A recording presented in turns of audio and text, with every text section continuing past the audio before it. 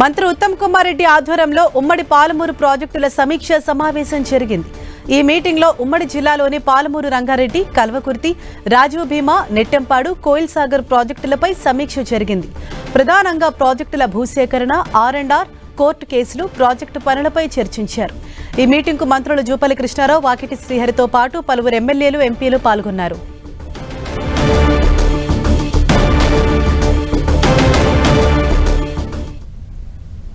ప్రస్తుతం మంత్రి ఉత్తమ్ కుమార్ రెడ్డి మాట్లాడుతున్నారు. లైవ్ ద్వారా చూద్దాం.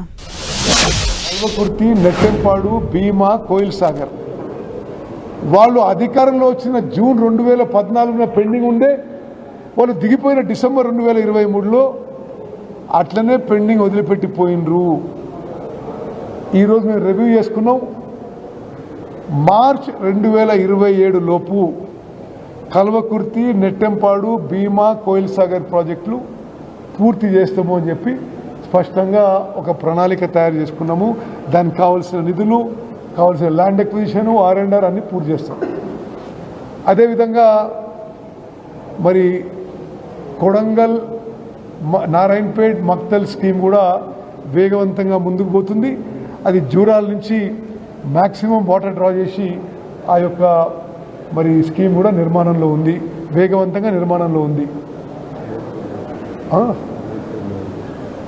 మరి మంత్రివర్యులు వాకిటి శ్రీహరి వారి రిక్వెస్ట్ మేరకు భూత్పూర్, నేడుగొమ్మ అని 2 ఊర్లు చాలా లీకేజ్ ప్రాబ్లమ్స్ ద్వారా ఇబ్బంది పడుతున్న జనం, ఆ 2 ఊర్లు కూడా సబ్మర్జెన్స్ కింద తీసుకుంటామని చెప్పి నేను హామీ ఇస్తున్నాను. అది ఒక విషయం. అయితే మెయిన్గా తెలంగాణ ప్రజానీకానికి ఏం తెలియాలంటే 2013లో ఆనాటి కాంగ్రెస్ ప్రభుత్వం జూరాలనే సోర్స్గా జియో తీసిండ్రు. అట్లనే కొనసాగితే తెలంగాణకి చాలా అడ్వాంటేజ్ అయ్యేది. ఎందుకంటే జూరాల సోర్సు తెలంగాణలో ఉంది, అది జియోనేమో కంబైన్డ్ ఆంధ్రప్రదేశ్లో ఉండే. అది తీసేసి ప్రాజెక్ట్ కాస్ట్ 4 ఇంతలు పెంచి కామన్ ఏరియా శ్రీశైలంకి షిఫ్ట్ చేసిండ్రు.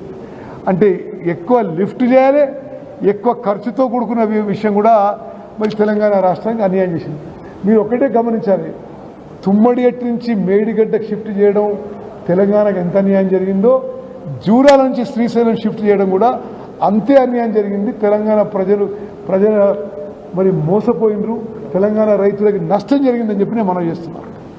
మరి ఈరోజు మేము ఫైనల్గా తీసుకున్న డెసిషన్, ఎంత ఖర్చు అయినా సరే యుద్ధ ప్రాతిపదికన పాలమూరు రంగారెడ్డి, కల్వకుర్తి, నెట్టెంపాడు, భీమా, కోయిల్ సాగర్, కొడంగల్, మక్తల్, నారాయణపేట్ స్కీమ్స్ని పూర్తి చేయాలని చెప్పి ఒక ప్రణాళిక తయారు చేసుకున్నాం.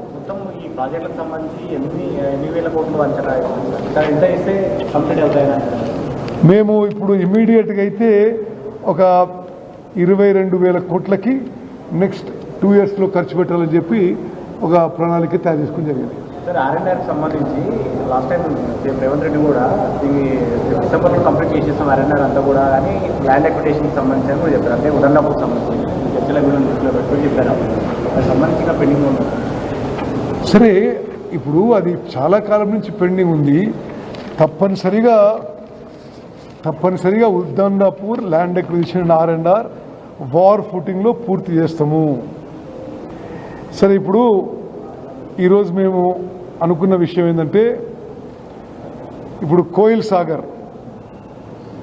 సాగర్కి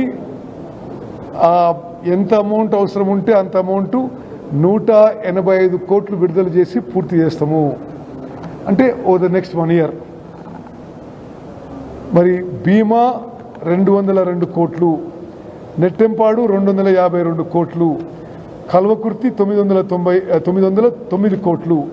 ఈ 4 ప్రాజెక్టులకి 1,550 కోట్లు ఓవర్ ద నెక్స్ట్ 1 ఇయర్ కేటాయింపజేసి ఈ ప్రాజెక్టులు సంపూర్ణంగా పూర్తి చేస్తామని చెప్పి ఒక ప్రణాళిక తయారు చేసుకుంటున్నాం.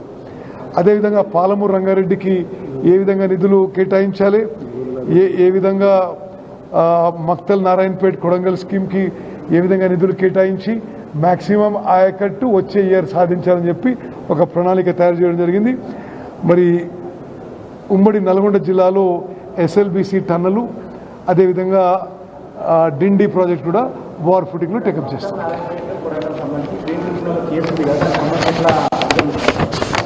ఏ పని చేసినా చట్ట పరిధిలోనే చేస్తాము. Thank you.